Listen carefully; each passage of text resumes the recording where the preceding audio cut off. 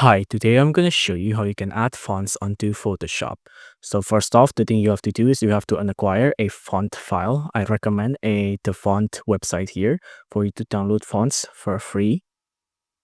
Now in here, let's just download a font here. For example, I'm just going to download Artisan Paris here. Click on download.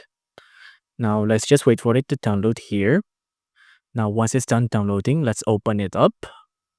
I already have it open here. Now, once on the zip file, you just have to extract it with WinRAR if you have it. Just click on extract here. Now, once you extract it, find the OTF file or the DTF file. Both of them are the same. Just double click it and then click on install. Now you can see Artisan Paris is now installed. You can tell by the button being grayed out here.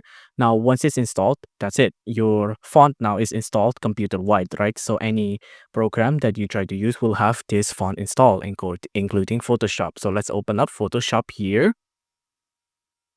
Let's wait for it to load. Now you can see once Photoshop has loaded, let's try seeing if the font is loaded in. Let me make a file here. Let me just type something. And you can see, let's go to the font section here and let's search for Artisan Paris.